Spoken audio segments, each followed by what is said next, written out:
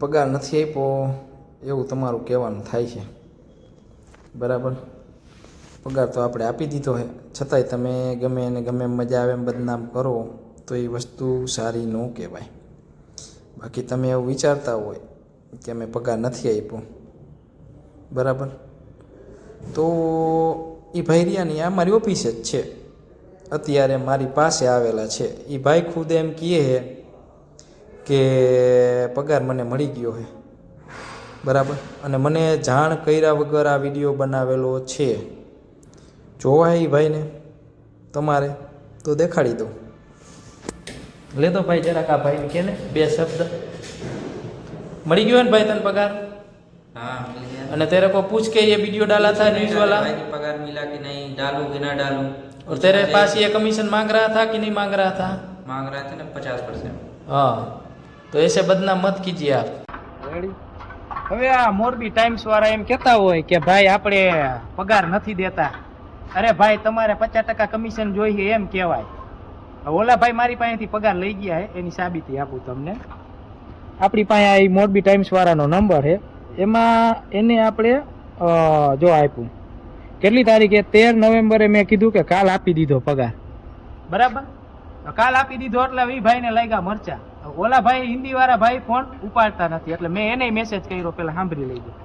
એનું રેકોર્ડિંગ તમને નાખું.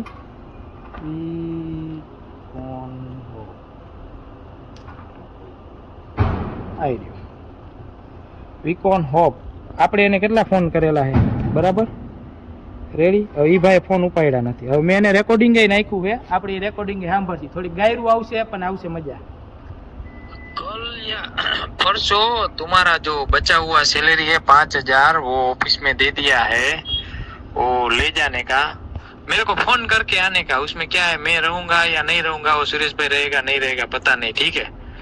तो आगे जो बचा है ना वो सैलरी ले जाने का, बाकी का तो आगे का होगा नहीं. तो तुम्हारा जो 5,000 बचता है वो चाहिए तो ले जाने का.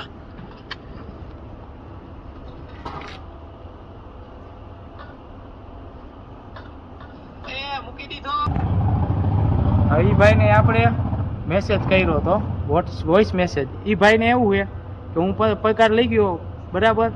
હવે એને મીડિયા, એની પાસે મીડિયાવાળો 50% રૂપિયા માગે છે. એટલે એ ભાઈને એમ કે કેતનભાઈ બોલાવે છે તો મીડિયાવાળો હશે તો, અને મીડિયાવાળાને તો રૂપિયા જોતા હતા જ, કેમ કે એ કેદુનો માગતો હતો એની પાસેથી 50%.